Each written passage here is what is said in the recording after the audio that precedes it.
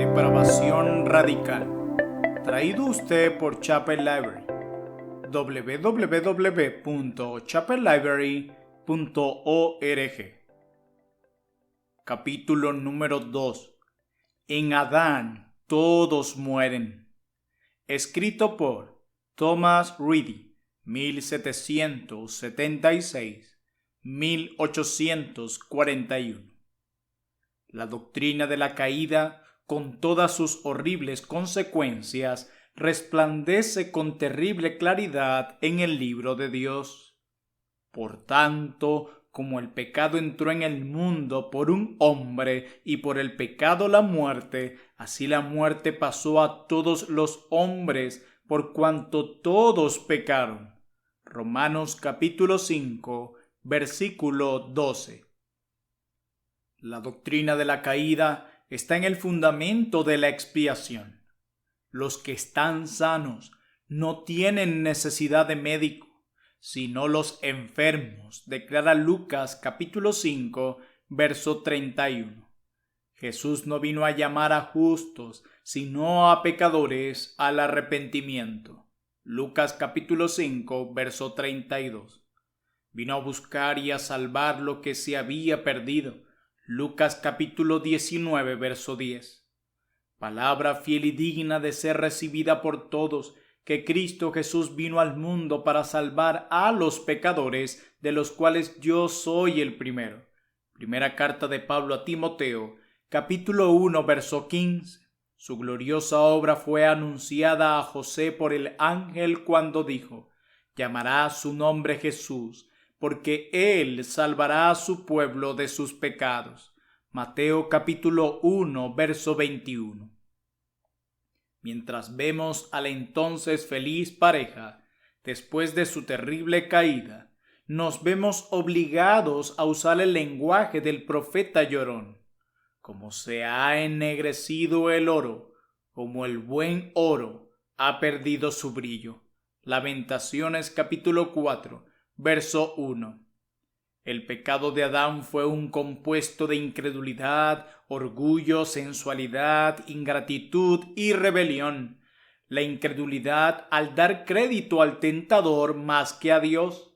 Orgullo en el deseo de ser sabios como dioses, conociendo el bien y el mal. La sensualidad en la lujuria por el fruto prohibido. Ingratitud en alianza con los ángeles caídos. Rebelión al pisotear la autoridad de Jehová.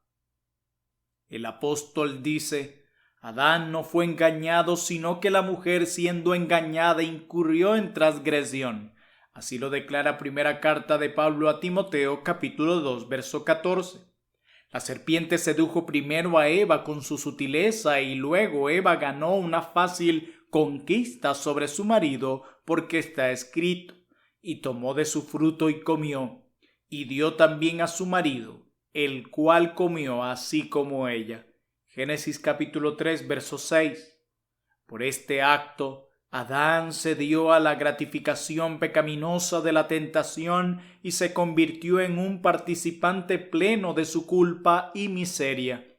En esta culpa toda su descendencia estaba igualmente involucrada, pues está escrito: así que, como por la transgresión de uno vino la condenación a todos los hombres, como lo declara Romanos 5:18, en Adán todos mueren. Primera a los Corintios, capítulo 15, verso 22. El efecto de la caída fue la vergüenza, el compañero inseparable del pecado. Y conocieron que estaban desnudos, así lo declara Génesis capítulo 3, verso 7. La imagen de Dios se había ido, su túnica de natural inocencia se había ido, su paz y pureza se habían ido. Horrible condición. De hecho, estaban en verdad desnudos y sin protección ante todos los terrores de la justicia indignada de Dios y sin ninguna cobertura para apaciguar su ira. Otro efecto de la caída fue la oscuridad de la mente. Y el hombre y su mujer se escondieron de la presencia de Jehová Dios entre los árboles del huerto. Génesis capítulo 3, verso 8. Asombrosa ceguera. Esconderse de ese ser, cuyos ojos son más brillantes que 10,000 soles, que llena el cielo y la tierra con su presencia, y de quien no se esconde ningún secreto. El miedo esclavizante fue otro fruto de la caída. Cuando Dios le preguntó a Adán por qué se escondía, él respondió: tuve miedo. Génesis capítulo 3, verso 10. Ah, qué tormento interior produjo el pecado en el alma de nuestros primeros padres. Cómo cambió su condición. Ahora tenían miedo de mirar a aquel cuya presencia era su cielo y su alegría. La impiedad y la impenitencia fueron también los viles hijos de la caída. Cuando Dios amonestó a Adán por comer del árbol del cual él le había ordenado que no comiera, Adán respondió: la mujer que me diste por compañera me dio del árbol y yo comí. Génesis capítulo 3, verso 12. Note la impiedad.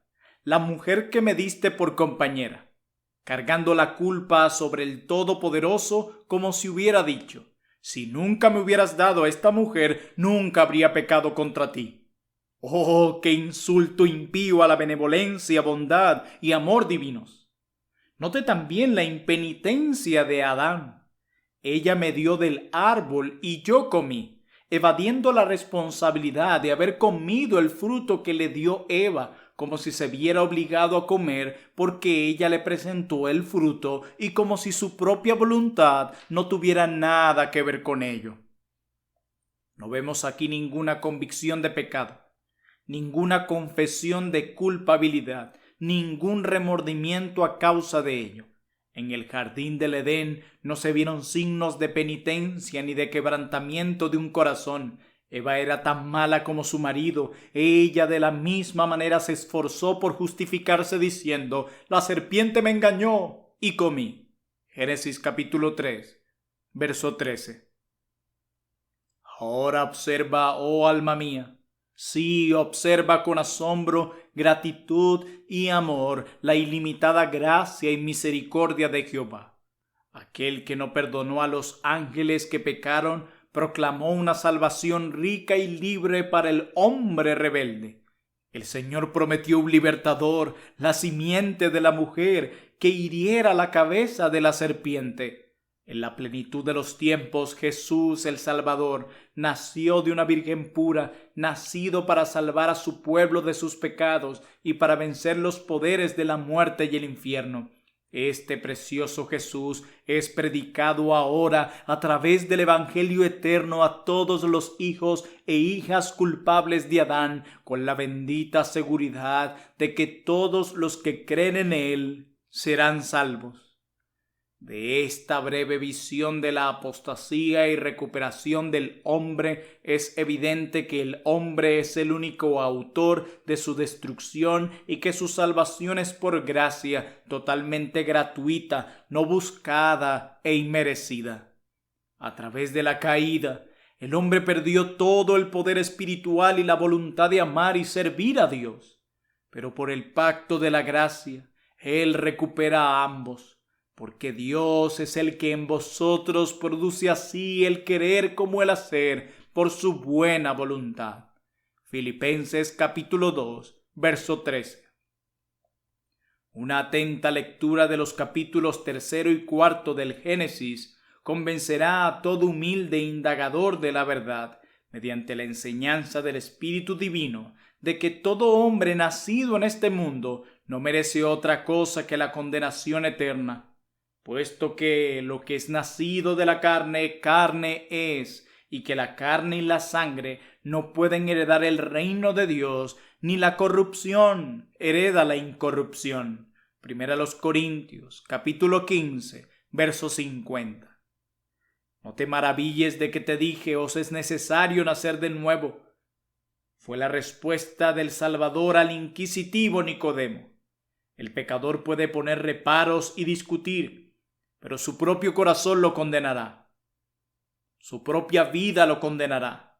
La ley de Dios lo condenará. El pecado de su naturaleza como hijo caído de Adán lo condenará. Él no encontrará nada más que condenación aquí y juicio en el mundo venidero. Pero que mire fuera de sí mismo al segundo Adán, el Señor del cielo, a Jesucristo, el libertador prometido. Allí encontrará todo lo necesario para reparar las ruinas de la caída, sí, para elevarlo a un estado más glorioso, tanto como si Adán nunca hubiera pecado. Un misterio asombroso. Oh, maravillosa sabiduría de Dios.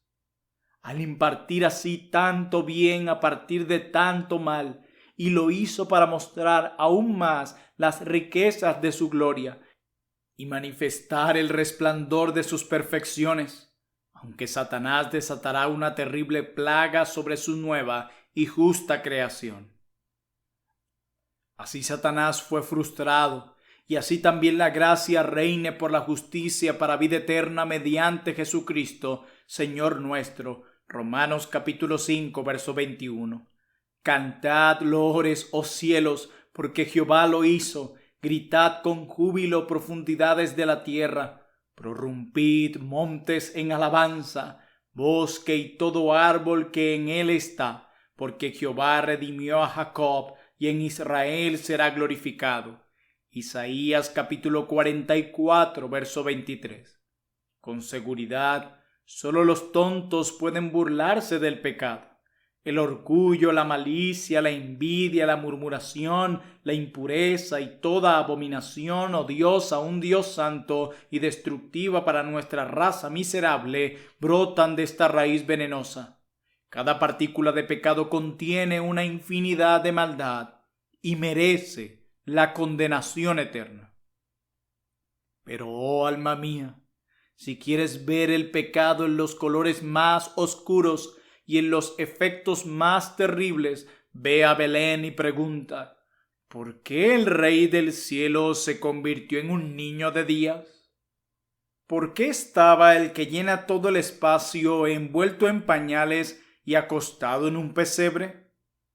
Ve a Getsemaní y pregunta: ¿por qué el Dios encarnado agonizó y sudó grandes gotas de sangre? Ve al tribunal y pregunta: ¿por qué se sometió a juicio el juez soberano de los hombres y de los ángeles? ¿Por qué el inocente sufrió tales indignidades? ¿Por qué fue condenado a morir el inocente? Ve al Calvario y pregunta: ¿por qué el Señor de la gloria colgó del árbol maldito? ¿Por qué el Señor de la vida se dignó derramar su alma hasta la muerte? Fue para salvarte de tu pecado, para redimirte de la maldición de la ley al ser hecho maldición por ti, para liberarte de ir al infierno, convirtiéndose en tu rescate. Fue para merecer el cielo para ti, por su preciosa expiación y obediencia hasta la muerte. Fue para comprar para nosotros el Espíritu eterno, por cuya poderosa ayuda podéis creer y amar y deleitaros en este precioso Salvador, este adorable Redentor, este Libertador todopoderoso, a través del cual vuestros pecados son perdonados y por el cual tenéis acceso a Dios como vuestro Padre reconciliado. Oh alma mía, alabado sea el Señor por su misericordia, y nunca deje de hablar bien de su nombre. El pecado, incluso tu pecado, clavó, traspasó y afligió al Señor de la gloria. Oh, entonces odien el pecado y evítenlo como si temblaran al clavar una lanza en el pecho de su Salvador, como si temblaran al pisotear su sangre sagrada. La paga del pecado es muerte. Oh, pero regocijaos en esta amable declaración, mas la dádiva de Dios es vida eterna en Cristo Jesús, Señor nuestro. Romanos capítulo 6, verso 23.